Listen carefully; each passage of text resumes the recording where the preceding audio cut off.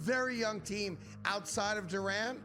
They're going to be an impossible out in a 7-game series, and I'm predicting it right now. If the seeding lines up, you are getting the Thunder and the Rockets in the Western Conference Finals. There's not another team in the West that's going to be as good as the Rockets are when we get to playoff time. The Craig Carton Show, only on SportsGrid. I don't want people to stop discounting how good of a coach Rick Carlisle is, and I think they're going to find a way to get it done. I think they're going to be better than people think, and I also think if that's the case, then I'm fading someone in that division. You know who I'm fading, and that's the Milwaukee Bucks, who have now cut 2 players this year so that they can bring back both Antetokounmpo to play with Giannis. Game time decisions, only on SportsGrid. People who filed it are actually representatives of Chicago, so they're from the city. They're kind of saying, you know, this is really going to cripple the industry if we do this even more. I think it's really important when we talk about this stuff because so many places want to keep taxing sports betting more and more and more, which is well within their right. But there gets to a point where the bubble bursts and sports books either don't want to do business or they change the way they do it by passing it down to the customer. Newswire, only on SportsGrid. Football contest season is back, and so is the Las Vegas Football Contest Show. Season 2, the sharpest football contest show in the land. Focusing on all 3 Circus Sports contests and the Westgate Superbook Super Contest, we handicap the games and release our contest picks every week of the season. Featuring Super Contest champions Brady Cannon, James Salinas, and former NFL player Mike Pritchard, all team will have you prepared this season like none other. Check us out every weekend right here on Sports.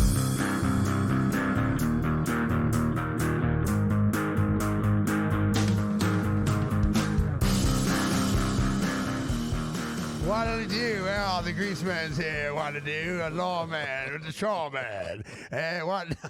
I don't know. There's this old radio guy known as the Greaseman. Doug Track, I think was his real name. And he used to talk like this. And I was the lawman. What to do? And when I was slaying them and playing them in Nam, I used to come back with an agenda. What to do? Because I am the Greaseman. Wow. Welcome to another edition of the Craig Carton Show. Tyrone A. Johnson there. As always, so much to get to. I hope you're not sleeping on what's going to go down as one of the great World Series of our generation, now tied at 2. Game 5 tonight. Blake Snell, I always forget the other dude's name at Toronto, but Blake Snell's pitching for the Dodgers, big favorites. How do you say it? Yasaga? How do you? You're savage. You're savage? You're savage. You're savage. It's the lawman here. Yeah. When I was the grease man, I was the savage. Anyhow, I don't know what I'm doing today. Game 5 tonight, though. But maybe Shohei Ohtani's not as good as we thought. Maybe. Maybe it's time to pump the old brakes on he's the greatest player of all time. Babe Ruth never got pulled in the 7th inning of a World Series game after giving up 4 runs. Look, he's obviously phenomenal. Give the Blue Jays a lot of credit, though. And one of the great things we're witnessing in real time now is what we all want out of the teams we root for. And neither one of us, Tyrone and I, we're not Blue Jays fans, we're not Dodgers fans. I adopted the Blue Jays because I wanted to root for somebody in this series. And the Blue Jays are feisty, man. You could make the argument that if Shohei Ohtani was not in this World Series, that Vlad Guerrero Jr. is giving us one of the greatest World Series performances of all time. He is. And even with Shohei Ohtani, I think Vlad's giving us that, both defensively and, of course, with that big stick of his that everybody in Toronto loves. I told you yesterday this might go down as one of the most watched World Series in the last 25 years. And then the numbers came out. You have to add Canada and Japan. It all counts. And I kind of slept on Japan, which is silly of me because a lot of people there, they stay up like 3 o'clock in the morning to start watching, Dodger games. And they obviously want to see Ohtani do his thing. Yamamoto, of course, very big out in the Far East. We're getting it. We're talking 20-plus million people watching the World Series right now. Couple things just real quick from yesterday's game. Not that they bothered me, that just things I noticed in this. When Ohtani gives you 6 innings of 2-run ball, which is what he did, I know you use the bullpen a lot in the 18-inning game. We all get that. We all knew that was going to be a factor at some point in Game 4 last night. But Ohtani gave you what he needed to give you. He gave you 6. Yes, you were losing after 6, but it's a one-run game. So the fact that they went back to Ohtani in the 7th, and then, of course, he doesn't get an out, and they give up the 4 runs, and then they pull him, and then at that point the game's effectively over, is, to me, something that if I'm doing sports talk in L.A. today, I'm questioning Dave Roberts. Yeah. Like, you got 6 out of him. And in today's day, pitchers don't go more than 6. We could argue that another day, the way we've kind of, I think emasculated starting pitchers in Major League Baseball. But if I said it on the show yesterday, if you can get 6 innings out of Ohtani, take it and run with it. And to Ohtani's credit, while he wasn't dominating, he struck out 6. It wasn't the same as his last performance when he struck out 10. He gave you 6 innings of 2-run ball. You've got other dudes in the bullpen who can pitch back-to-back days. We're trying to win a World Series, for crying out loud. So I just thought that was mismanaged a bit. But the flip side is, since most shows are always so negative, we're trying to find who do we blame? Who do we blame? Dave Roberts is an obvious choice. Theoretically, yeah, you could blame Ohtani, I suppose, because he didn't get out of that 7th inning and kind of got, shelled in the 7th inning. But I'm a positive dude, as you know. If you've ever listened to me on the radio or in my couple of years at FS1, I always find the rainbow in every story, Tyrone. Oh. I'm the most positive cat with a microphone in front of his face. I'm not that guy. I'm not a hater. I'm not a guy that looks for negativity. Sometimes it appears, and you have to deal with it. But I'm always the guy that's looking for the silver lining. I want to talk about the positive stuff in sports, right? Okay. And yet it's very hard to do that today. But I would just say this. At some point, I know everybody hates the Blue Jays, especially New Yorkers, because they knocked the Yankees out. I totally get that. I know we kind of hate the Blue Jays because they're Canadian, even though I don't think they have a Canadian on the roster.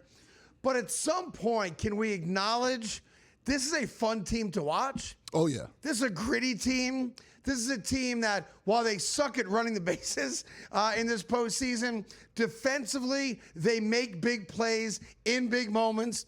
Offensively, they have half a dozen guys who get big hits in big moments, and their pitching staff largely has been lights out, including their bullpen.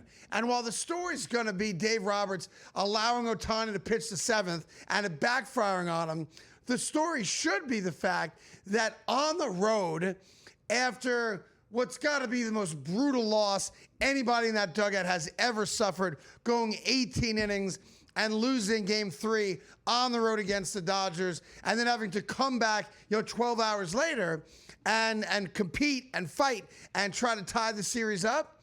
Toronto did that. And at some point, that's got to be the storyline, that this team never says no. This team never lays down and dies.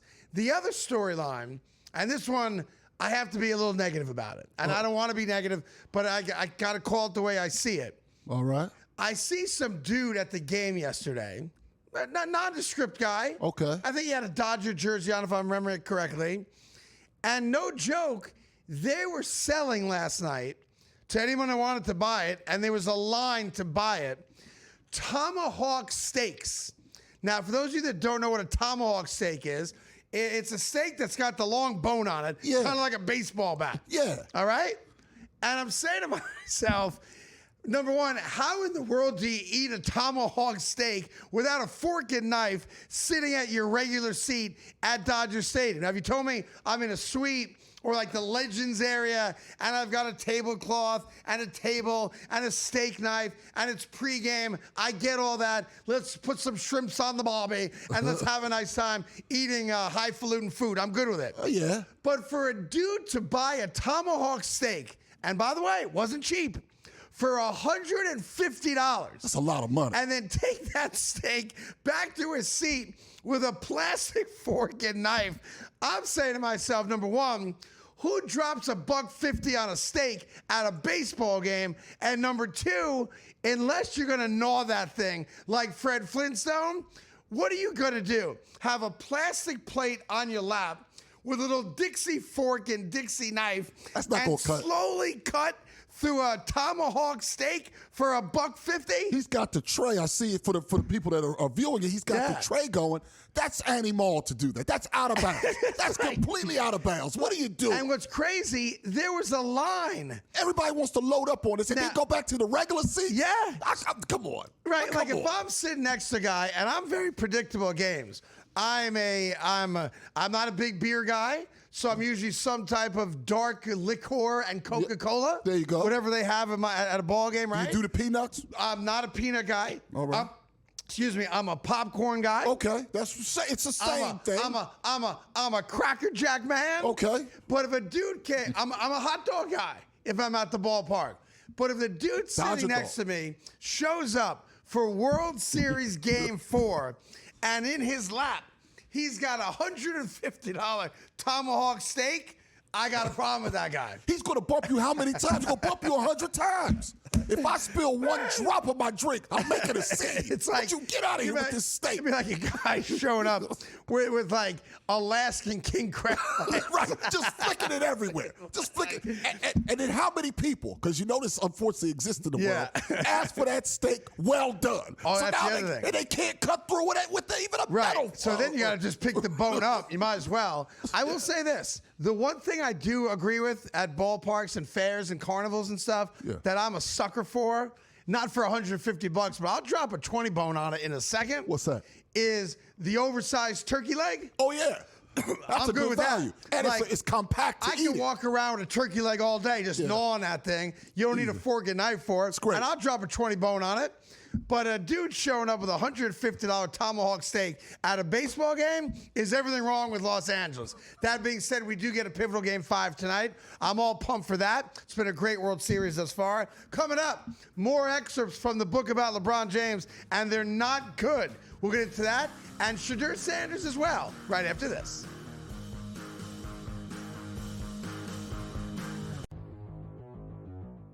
This is a guy we should be adding. And if you added him this week, you loved life because he was coming off not just a great Sunday last week when we were ahead of that curve, but also a great Thursday night football as well. So last week, 7 for 9 for 164 and a touchdown. This week on Thursday, 5 for 5, 77 and a touchdown. He didn't even play the first 2 weeks of the year, and he's already a top 10 tight end in scoring, if you can believe it. Fantasy Sports Today, only on SportsGrid. Travis Hunter, Joe, is a part-time wide receiver. As I've told people from the moment he was drafted, there's zero chance long-term that they'll continue to do this in terms of playing offense and defense. They're going to have to pick a position with him. Brian Thomas, he was unbelievable. Talking to the Jaguars about him last season, he was so far ahead of schedule where they thought he'd be super smart. He had a wrist injury, by the way. We need to mention that, Joe, earlier this season. Pro Football Today, only on SportsGrid. SMU is undefeated. You got Louisville that knocked off Miami. Yeah. Miami has one loss. There's multiple teams that potentially can make a run for an ACC championship.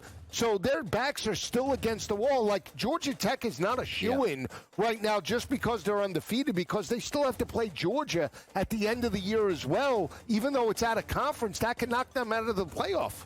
SportsGrid's College Football Today.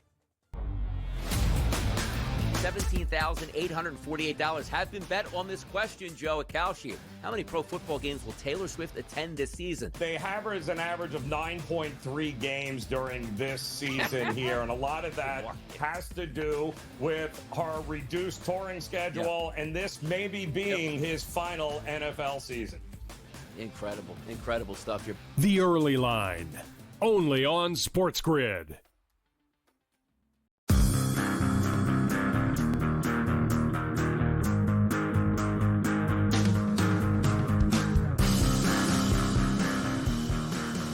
One other thought from last night's Game 4. Toronto Blue Jays win it, forcing a Game 5 tonight, which should be awesome TV. I thought it was a little rude that when they're showing all the Fugazi celebrities that, you know, going to the Dodgers game because all of a sudden it's a hot place to be and a hot ticket.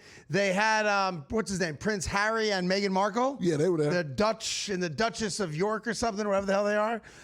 She was my least favorite character in Suits, by the way. Mine as well.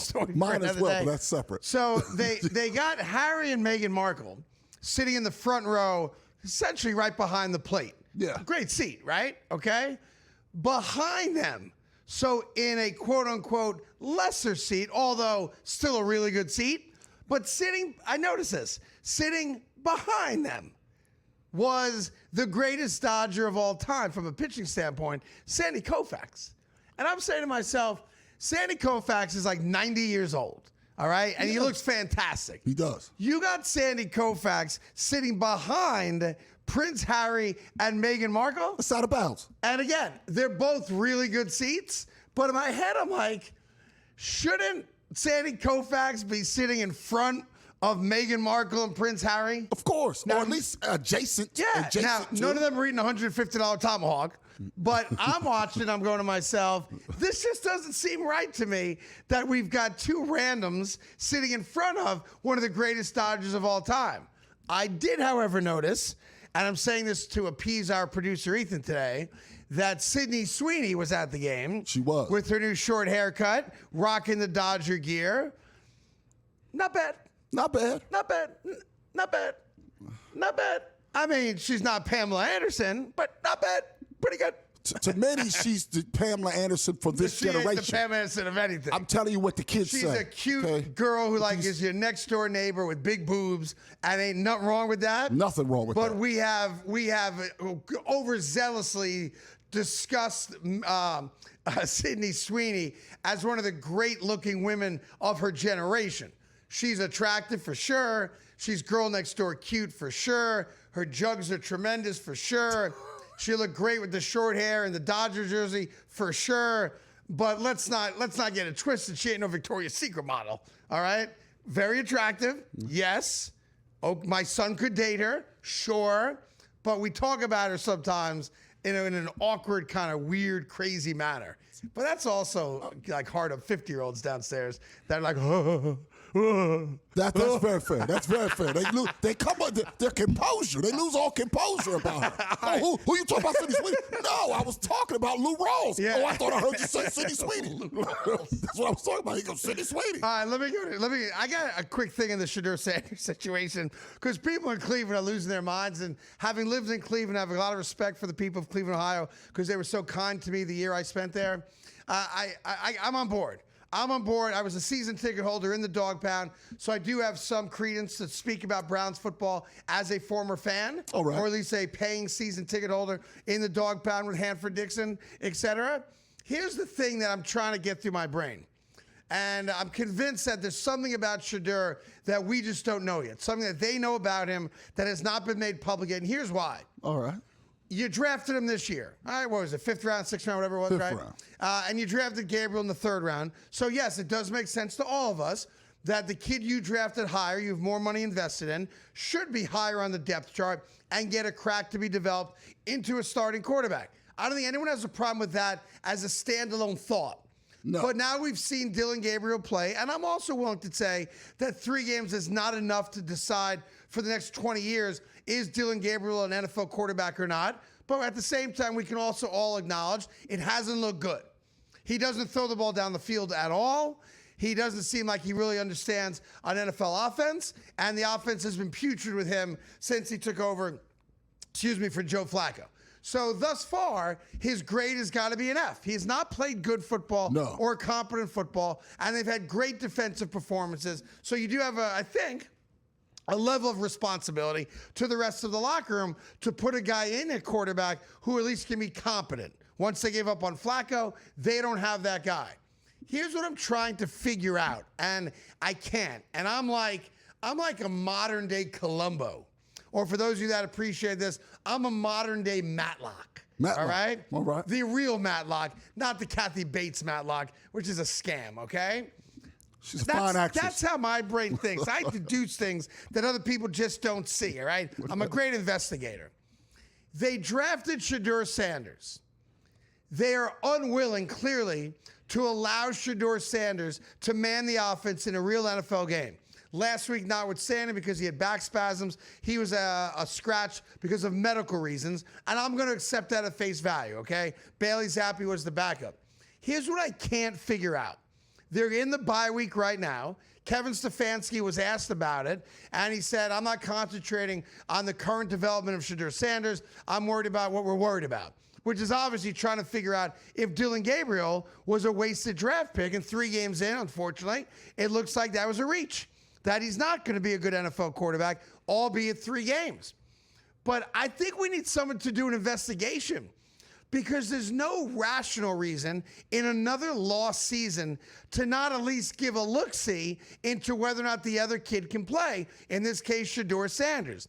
I am now fully on board the Shedeur camp that there's no harm, no foul in allowing Shedeur Sanders to get all the first-team reps over the next 2 weeks, whenever they come back to practice during the bye week, and let him have a crack at being the starting quarterback of the Browns. If it doesn't work, fine, it doesn't work. Go back to Gabriel, go to Zappe. It doesn't matter at that point. The season is already a wrap. And I'm now convinced that we need to do a deeper dive investigation into why they are so reluctant to give the kid a shot. I don't know that it's going to be any good. I think there's as good a chance that he stinks as that he's decent. I don't know. I've never seen him play at the NFL level. I thought his college career was a little over-embellished, but to his credit, he played well in college. I just don't know how well. And I think a lot of the hype was because of his dad, who's regarded as one of the great athletes of all time. But it just doesn't make sense when you acknowledge the fact that NFL coaches and owners would literally trade their moms into sex slavery to win games. It is a win at all costs proposition in the NFL. They cannot win with Dylan Gabriel playing the way he has played. No one can argue that. So then what's the rationale for drafting a kid as a insurance policy to the first kid drafted not being good, so at least you have another young kid on the roster, and then not playing him? There's something else going on, and we just don't know what it is. But we're going to get to the bottom of it, I promise you that.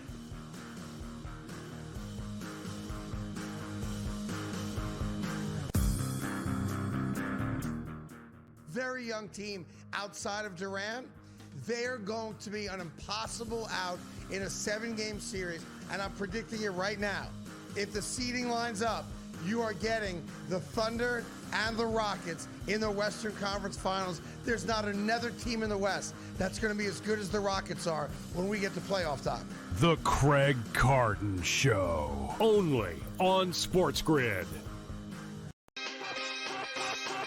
I don't want people to stop discounting how good of a coach Rick Carlisle is. And I think they're going to find a way to get it done. I think they're going to be better than people think. And I also think if that's the case, then I'm fading someone in that division. You know who I'm fading, and that's the Milwaukee Bucks, who have now cut 2 players this year so that they can bring back both Antetokounmpo to play with Giannis. Game time decisions, only on SportsGrid. People who filed it are actually representatives of Chicago, so they're from the city. They're kind of saying, this is really going to cripple the industry if we do this even more. I think it's really important when we talk about this stuff because so many places want to keep taxing sports betting more and more and more, which is well within their right. But there gets to a point where the bubble bursts and sports books either don't want to do business or they change the way they do it by passing it down to the customer. Newswire, only on SportsGrid. Football contest season is back, and so is the Las Vegas Football Contest Show. Season 2, the sharpest football contest show in the land. Focusing on all 3 Circus Sports contests and the Westgate Superbook Super Contest, we handicap the games and release our contest picks every week of the season. Featuring Super Contest champions Brady Cannon, James Salinas, and former NFL player Mike Pritchard, all team will have you prepared this season like none other. Check us out every weekend right here on SportsGrid.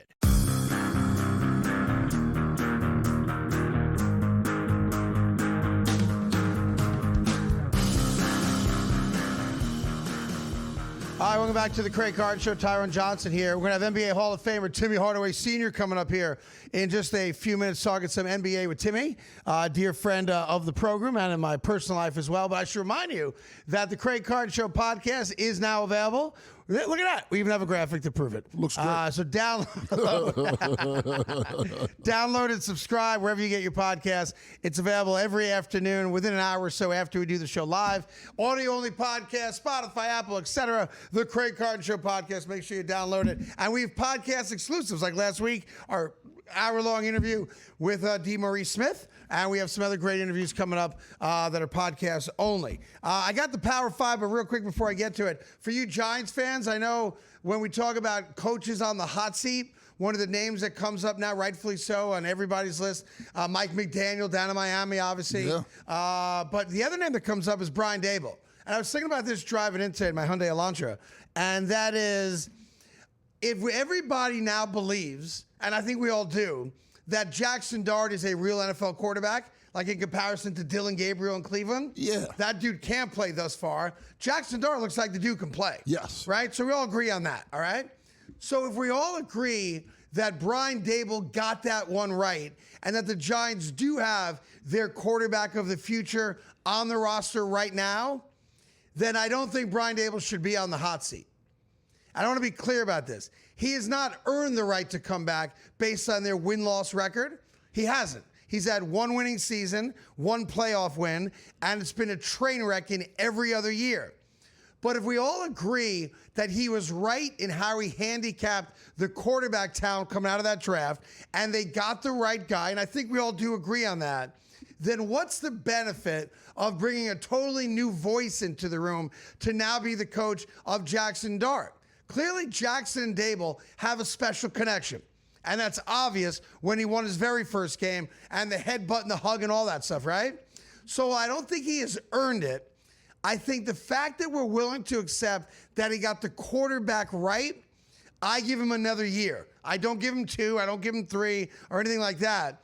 But I bring Brian Daboll back next year solely to watch him develop Jackson Dart in the same way a lot of people credited him with the development of Josh Allen.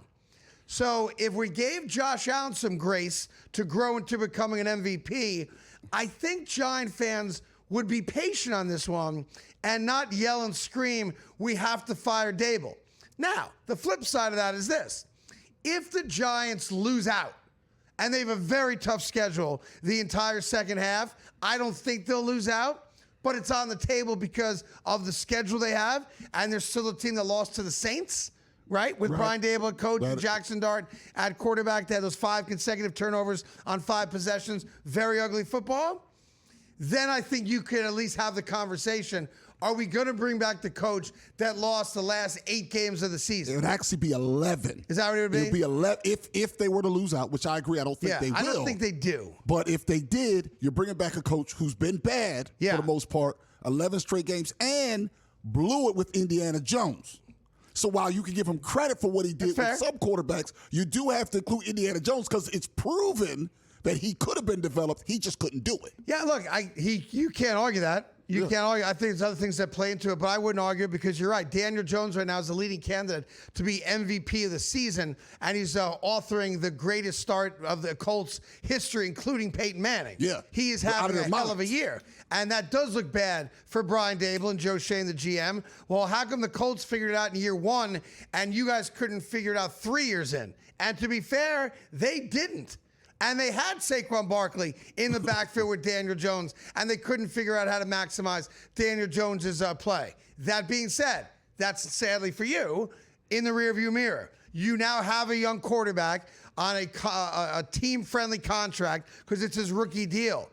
I don't think it matters what they do the rest of the way. If I'm John Maurer, the owner of the New York Giants, I've already made up my mind. I have my quarterback. I'm going to give my head coach, who's known as, or so used to be known as a quarterback whisperer and developer, I'm going to give Brian Daboll another year no matter what. I know the argument is if you lose 11 straight to end the season, how in the world do you bring back the guys that built it and coached it? And I have no argument against that other than the eye test. And the eye test is Jackson Dart can play football. And the guy that wanted him more than anybody else, you know the story, he wanted to draft him 3rd overall in the entire draft. That's how high he has been on Jackson Dart. All right? So I think Brian Dable is safe. I am now officially taking Brian Dable's name off the hot seat list of coaches. Mike McDaniel, you're still on it. He's still on it. But Brian Dable, you are now safe to return next year to New York. I want to make that official here on the show, so I just did. The legendary author of the killer crossover, the UTEP two-step, my main man, NBA Hall of Famer, Tim Hardaway Sr., talking all things NBA right after this.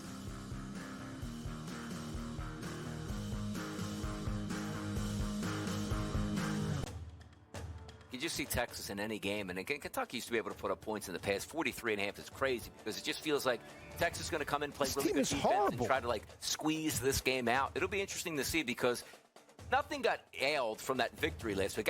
Texas is back. I'm just being facetious at this point. But if we see one of those performances, 17-14 Texas. In the fourth quarter. Yeah, come on. Right? I mean, really. I mean, they got a gift last week. SportsGrid's College Football Today. Jamar Chase and T. Higgins. It looks like the Bengals fantasy pieces are back. What did you make of that Joe Flacco performance on Thursday night? Turning back time. Yeah, it was great for a guy like me with gray in the beard. I love seeing it. I love my representation. But at the end of the day, just from a wagering standpoint, if this continues, it'll give some consistency and it'll give some value back to those tools that you were mentioning on the Bengals. Fantasy Sports Today, only on SportsGrid. Defense is above average this year, and I think big picture they're going to be probably the most consistent moving forward. The problem I have is this guy, Trevor Lawrence, big picture. You got to take the good, the bad, and the ugly. And the ugly sometimes is real ugly. He is not comfortable in the pocket on a consistent basis, and that's a problem. Pro Football Today, only on SportsGrid. Very young team outside of Durant. They're going to be an impossible out in a 7-game series, and I'm predicting it right now. If the seeding lines up, you are getting the Thunder and the Rockets in the Western Conference Finals. There's not another team in the West that's going to be as good as the Rockets are when we get to playoff time. The Craig Carton Show, only on SportsGrid.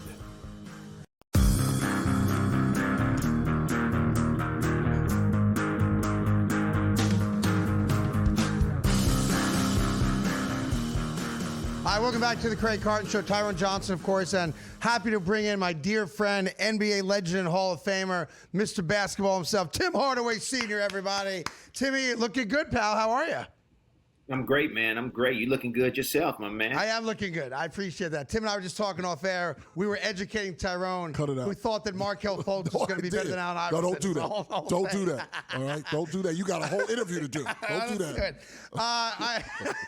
Don't do that. You got a whole interview to do. You must talking to me. You got a Hall of Famer on the line. You talking to me. Talk to the Hall of Famer. I talk to Tim all the time. We're here to help you out. We do talk all the time. We do talk all the time. Let's get into, we only have 10 minutes here, so let's get into some NBA stuff. Outside of the gambling scandal, which we'll put to the side, I think people have missed out on one of the great starts to an NBA season, and specifically a guy that you and I talked about over the last couple of years that I was not sold on being dominant out of the gate. But what I'm watching Wemby do in San Antonio is crazy. Absolutely crazy. Averaging 31, 14, and 5 blocks. And people also forget Dylan Harper's on that squad, and they got De'Aaron Fox. But give me your take as a guy watching great basketball, how quickly Wemby's developed into the player he now is. You know what, man? I think he's taken everybody by surprise. He came in this season and very, very focused. He told his team right beginning of that game. He came at press conference and said, look, it's time. It's time for us to make a statement, and why not make it tonight? And it's going to start with me. I'm going to show that I am ready and I'm here now. It took him a couple of years to understand how to play, how to get his body right, the physicality of the NBA, what the coaches want out of him, what his mentality is going to be. But, I told somebody this yesterday. I said he can win MVP. Yep. He can win Defensive Player of the Year and Comeback Player of the Year all in 1 year. That's what he could do. That's how devastating. I mean, not devastating. That's how powerful he is playing right now with a lot of energy, and he's putting his team on his back. I mean, 5 to 6 blocks a game. Come on, man. That's ridiculous. No, it's crazy. You know, it's funny. People always forget that Kevin Durant's 7 feet tall, right? Because he's so smooth, he can handle. He obviously has an outside shot. He's got the mid-range J as well. But when a dude is 7'7", right, and has handles and can literally bring the ball up the court, like Kareem Abdul-Jabbar couldn't bring the ball up the court, and this dude dribbles like he's a point guard. It's crazy. Yes, he does. Yes, he does. I mean, the stuff that he does off the break, the stuff he does coming down the court, you know, that move against Dallas Mavericks, when you put it, between your legs, crossover, behind the back, step back 3 and 1. I mean, that's showing you've been working on your game and you are comfortable with playing outside or inside. The 360, looking like Ja Morant, in the lane. He gets small and then he gets long, and so I mean, just the stuff that he's doing. Overseas, they've been seeing that for before he came to the NBA. But now we are seeing it. But you know what? He got stronger, man. His mind has gotten a lot better. Going to the monks has helped his mind and understand what he needs to do to come out here and play. But I gotta go see those monks. You and I need to go on a road trip. Everybody want to get him to get stronger. I mean, get him to get bulkier. He's not gonna never get bulky. He's gonna be like Kevin Garnett or Kevin Durant, but he's gonna get stronger. Yeah, he'll get stronger. He's never going to have the body of Shaq, but he'll get stronger just as he gets older. That's just the way it goes. Stay healthy, too. He has to stay healthy. Yeah, Tim Hardaway Sr. is joining us. Tim, it's interesting what's coming out. There's this book, I guess, about the LeBron James Lakers that has come out that the Lakers actually tried to sue the author about, so the book wouldn't come out. It does not paint LeBron into a very good corner. And then you have guys like Jeff T coming out saying that, if you ever criticize LeBron, someone calls you, like a gangster type dude calls you and says, watch your mouth with what you have to say about LeBron. And there's more people now. Marcellus Wiley said he experienced that. I wonder, have you ever heard stories where LeBron or his people, quote unquote, have strong-armed former players into keeping their lips tight when they speak about him negatively? Never heard that. Never, ever heard that.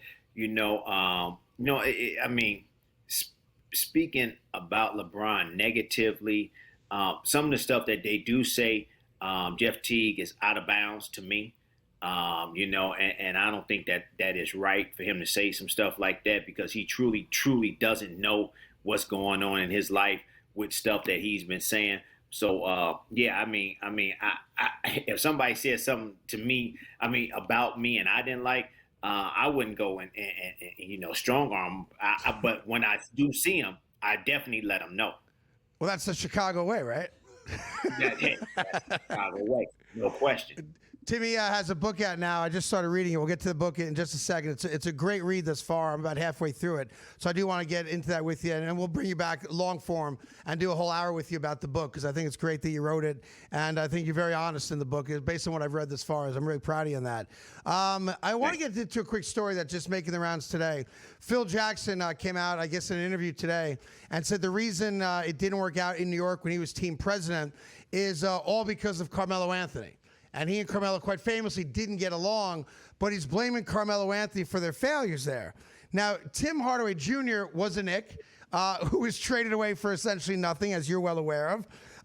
He doesn't take any ownership, I don't think, of the fact that he hired Derek Fisher to be the coach. Doesn't take any ownership of the 4-year, $72 million deal he gave Joakim Noah. Didn't give any ownership of you're bringing Derrick Rose in the middle of another offseason knee situation and sexual assault allegations at the time, which he was exonerated from. Doesn't talk at all about getting rid of the Defensive Player of the Year and Tyson Chandler, or giving Melo the no trade clause, which allowed him to dictate what the Knicks could do with him. Now you experienced it as a dad because your son was a part of the Knicks, but don't you think it's kind of weak for Phil Jackson to look back at his 5 years here with the Knicks and blame Carmelo Anthony for their failures and only having a single winning season? Some people are not honest with themselves. And, you always say people need to be honest with themselves and hold themselves accountable. And coaches also, like Phil Jackson, Pat Riley, all coaches say the players and people and the assistant coaches need to hold themselves accountable. But they don't hold themselves accountable as coaches or as front office people. They always want to put the buck on somebody else. And that's what Phil Jackson is doing right now. Just say it's my fault. We have more, what I would say, we will hold you to a higher standard. If you just come out and say, it was my fault. I should have done stuff differently. I should have listened to somebody By the way, Tim, knows I'll about. interrupt you on a second. He also didn't take ownership of drafting Frank Kitalina and allowed Spider Mitchell to go to Cleveland. Or Utah at the time. I mean, like I said, you got to hold yourself accountable for things because it's written on the wall. It's on your watch, and you did this, and you saying that you didn't do this, and and for him to come out and bash Carmelo, that I think that's bad for him and George Karl to do that because George Karl has been doing that too, also to Carmelo. Yeah, you could argue about isolation basketball and dribble basketball. We've talked about it with Luka Doncic in Dallas. We did talk about it, the isolation game with Carmelo. But you can't say that Carmelo Anthony is the reason you didn't have success here. The dude's top 10 in the history league in scoring. And you can make an argument that since Kobe, he's probably, and I guess Durant's got to be there too, was one of the most unguardable guys in the league. I don't think that. I'm not going to say that far. I think that a lot of people didn't pay attention to details about him. I think that he could have been guarded better. The referees let him get away with a lot of stuff. I tell you this, the Carmelo Anthony was a good basketball player. You need to let us talk about Carmelo Anthony as players and not let the coaches that coached him or him being in the front office talk about him. So I just tell you, man, a lot of things I didn't like about Carmelo Anthony's game. I could say, but I don't think as a coach and as a front office guy, you should say that. Talking to Tim Hardaway Sr. You have a couple extra seconds. We'll take a quick 2-minute break and stay with us, Tim. Is that cool? Yes, that's cool. All right, we'll take a quick break. We got Tim Hardaway Sr., Hall of Famer and dear friend, and he wrote a book. I want to get into the book here a little bit as well because I'm fascinated by his story growing up and making it out of Chicago to the NBA. Lots more coming up with Tim right after this.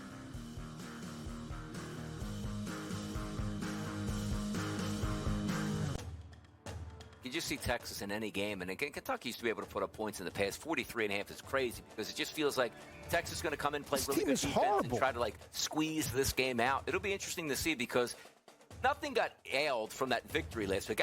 Texas is back. I'm just being facetious at this point, but if we see one of those performances, 17-14 Texas in the fourth quarter, yeah, come on, right? I mean, really? I mean, they got a gift last week. SportsGrid's College Football Today. Jamar Chase and T. Higgins. It looks like the Bengals fantasy pieces are back. What did you make of that Joe Flacco performance on Thursday night? Turning back time. Yeah, it was great for a guy like me with gray in the beard. I love seeing it. I love my representation. But at the end of the day, just from a wagering standpoint, if this continues, it'll give some consistency and it'll give some value back to those tools that you were mentioning on the Bengals. Fantasy Sports Today, only on SportsGrid. Defense is above average this year, and I think big picture they're going to be probably the most consistent moving forward. The problem I have is this guy, Trevor Lawrence, big picture. You got to take the good, the bad, and the ugly. And the ugly sometimes is real ugly. He is not comfortable in the pocket on a consistent basis, and that's a problem. Pro Football Today, only on SportsGrid. Very young team outside of Durant. They're going to be an impossible out in a 7-game series, and I'm predicting it right now. If the seeding lines up, you are getting the Thunder and the Rockets in the Western Conference Finals. There's not another team in the West that's going to be as good as the Rockets are when we get to playoff time. The Craig Carton Show, only on SportsGrid.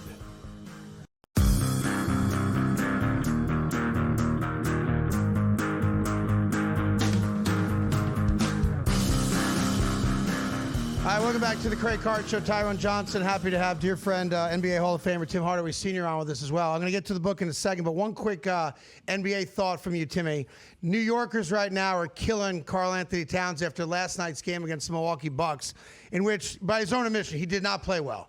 5 fouls, stupid fouls, early fouls. He's still averaging 17 and 14, but I'm wondering from you, do you think Karl Anthony Towns is a good enough player to figure out these moments like last night and carry the Knicks deep into the playoffs and maybe to an NBA championship, where you in the school with a lot of people are, and that he's a good player, he's not a great player, and his game is too flawed to ever really carry a franchise? Which side of that are you on?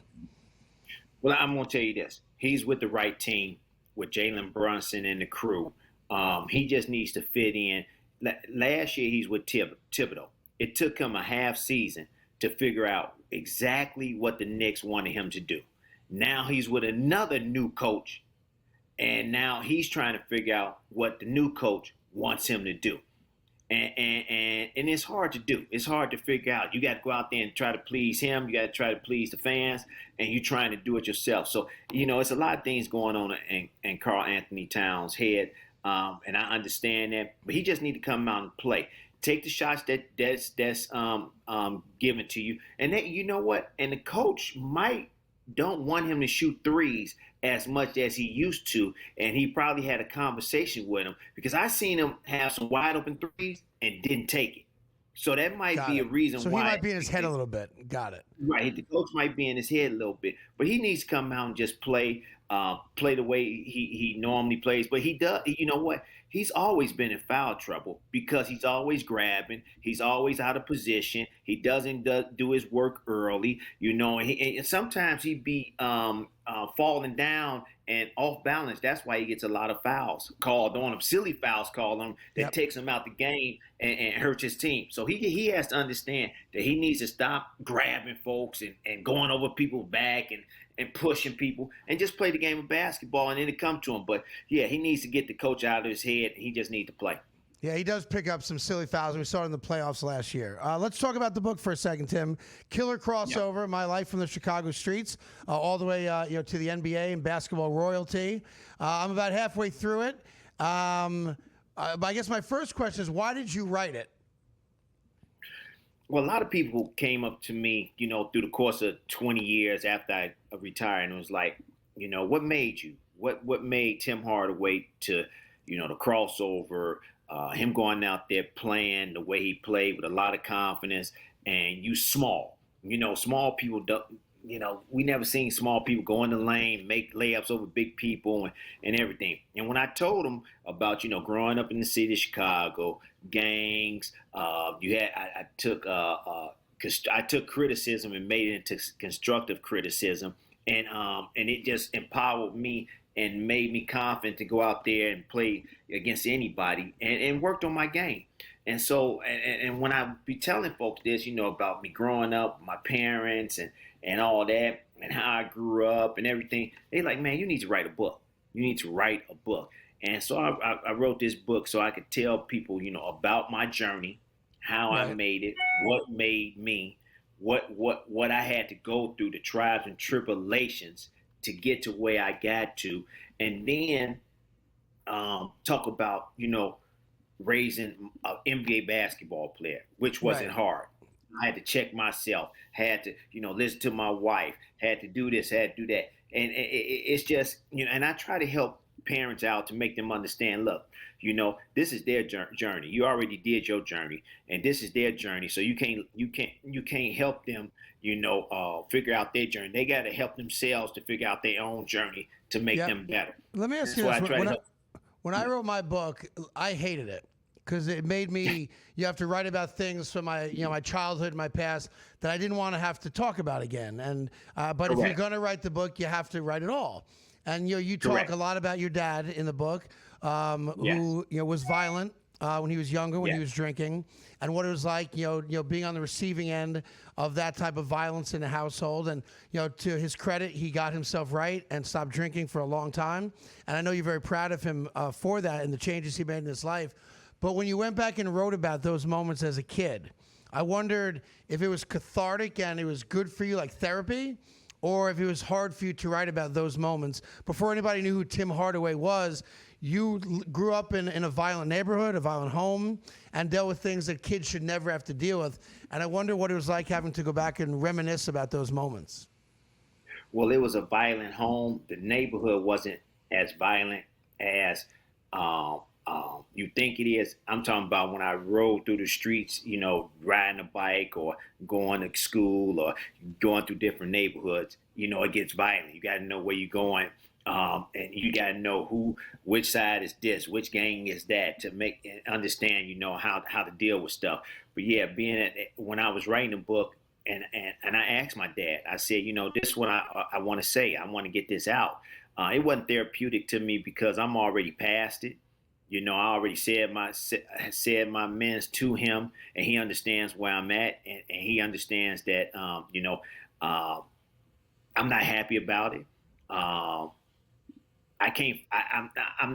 forgive you, but I don't forgive you because, you could have changed then, but you didn't want to because of the alcoholism.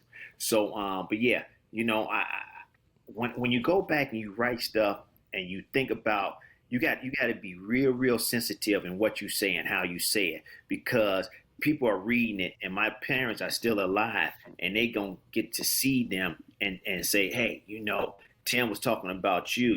Did you really do that? Did you really do that? And he had to say, yeah. And so that's why I had to be real selective in how I say it, and I didn't want to come off violent, like he was. And so I wanted to be sensitive, and he read it, he understood, and he was like, okay, cool, I'm cool with it.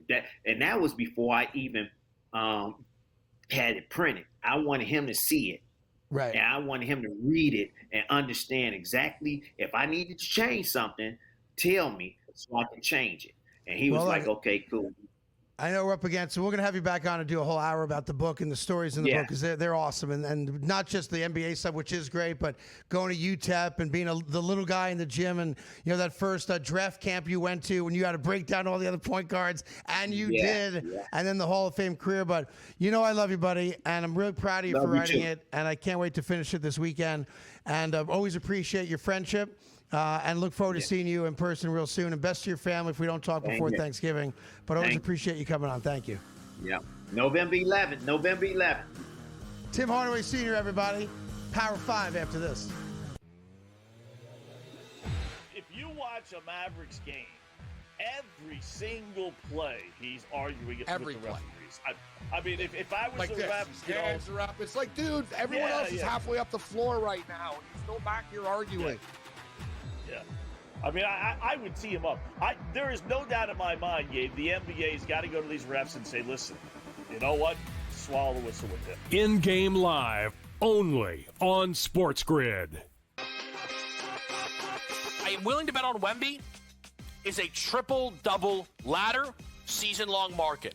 I did this actually with Caitlin Clark, who had a triple-double in Game 1 and then spent the rest of the season injured. I hope that does not happen with Victor Wembanyama.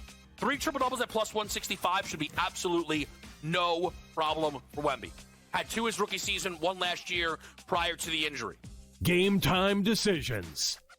Only on SportsGrid.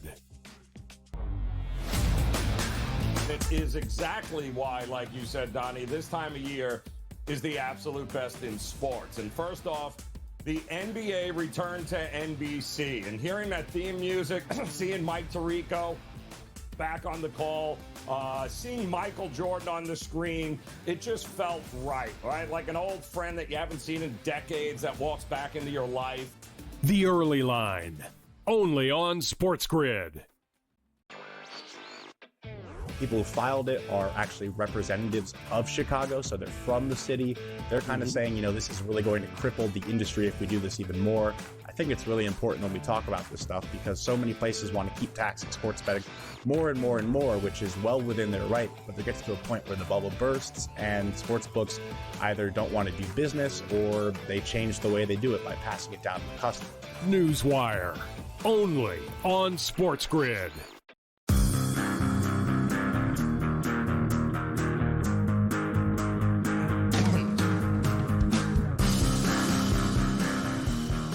Welcome back to the Craig Carton Show. More from Timmy coming up throughout basketball season. He'll be a regular guest of ours.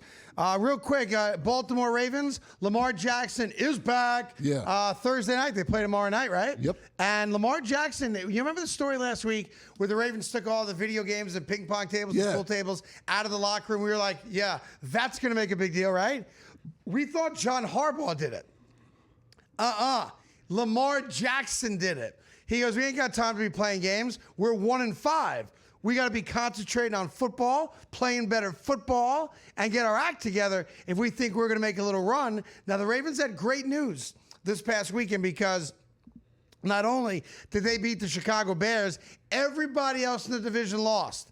So there is a path for them, not just to get in, there's actually a path to win the division. In fact, Craig, they're once again the favorites to win the division as of right now. And that's because of the Pittsburgh loss to Green Bay. Yeah. Obviously, Cincinnati lost to the Jets. Yeah. The Cleveland Browns can't beat anybody. And the boom. Ravens get to 2-5. You're like, that sucks. It may not suck enough to keep them out.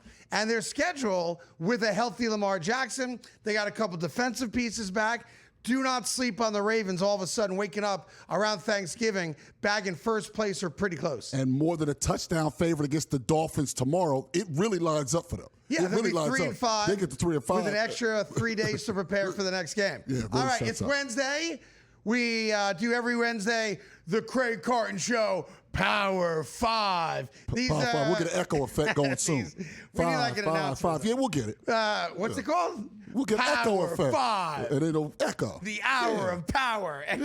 All right, here we go. A couple changes in the Power 5 this week. We start off with number 5. Currently in first place in the AFC East, the New England Patriots. There you go. Drake May, of course, looking like a legitimate stud quarterback. You're getting good coaching out of Vrabel. You got Boutte, an emerging star at wide receiver, and they just do everything right now, and they've got a good quarterback. They're a top 5 team, and right now, again, first place in the AFC East over the Buffalo Bills, who did finally get a win after losing back-to-back games. Numero cuatro, number 4 on the Power 5, the Detroit Lions. I can't imagine a world where they're not in the top 5 the rest of the season, but they're also not a dominant team just yet. They're not. They've had some moments where you're like, I will say this. Jahmyr Gibbs can play on any team in the NFL and be their best running back. And the fact that they have a great running game with really good quarterback play, plus Aiden Hutchinson just got pissed 4 years of $180. The Lions are a top 5 team and will be all year, barring major injuries. Number 3. Right now, they're in first place. The dominant performance this past week, the Green Bay Packers. Remember the Packers, solely one loss. They got that tie to Dallas. They only have a single loss right now this season. So 5-1-1. Yeah. The Green Bay Packers. Jordan Love's playing really good ball. Young wide receivers. Josh Jacobs is killing it back in form like he was the last year in Vegas when he led the league in rushing. The Packers are a problem for everybody. And that makes Lil Wayne happy, so it makes me happy. The Green Bay Packers right now are the 3rd best team in the NFL, which means we got 2 teams left. The Philadelphia Eagles going into the bye week off the blowout win against the New York Giants, so they get their revenge from the game 2 weeks before that. And they only have 2 losses. And Jalen Hurts, again, more touchdown passes than incomplete passes over the last 2 weeks. He's a stud, and the Eagles are the 2nd best team, for my money, in all of football. They're playing really well. Just a quick note, they've also had 2 pass rushers coming off of IR after the bye, including Nolan Smith Jr. So they've done this without being really healthy. So the league may have to watch out. And Saquon Barkley just had his best game this year. The Eagles are a problem for everyone. If you told me today they repeated Super Bowl champs, I'd buy it, which means it's either Kansas City or another team at number 1. I know a lot of people think Kansas City's back. No, the referees are back, which is why Kansas City is suddenly winning games. But the best team in football right now, the best team in football since week 1, and I don't think there's an argument against it, happens to be a team that, much like Detroit, runs the ball really well with Jonathan Taylor. They're getting great, not good, but great quarterback play out of Indiana Jones. The Indianapolis Colts, right now in the moment, are the best team. They've got the best record. They've got home field advantage right now. They've got a really badass owner in the Irsay Air, who's on the sideline with headsets on, learning football and helping people out. And let's not sleep on the fact that the Indianapolis Colts, every week we say, the Colts, are they really that good? Yeah, they're really that good. So there's your Power 5. Colts 1, Eagles 2, Green Bay 3, Detroit 4, and you bookend the AFC with number 5, the New England Patriots, meaning right now, the Chiefs aren't there, and the Bills aren't there. And guess who's playing each other? Coming up this weekend. 425. Da da da da da da da da da da da da da da da da da. Enjoy Game 5 tonight. We'll be all over the World Series tomorrow, and we'll get ready for Thursday Night Football. The Ravens back in action. Have a great day.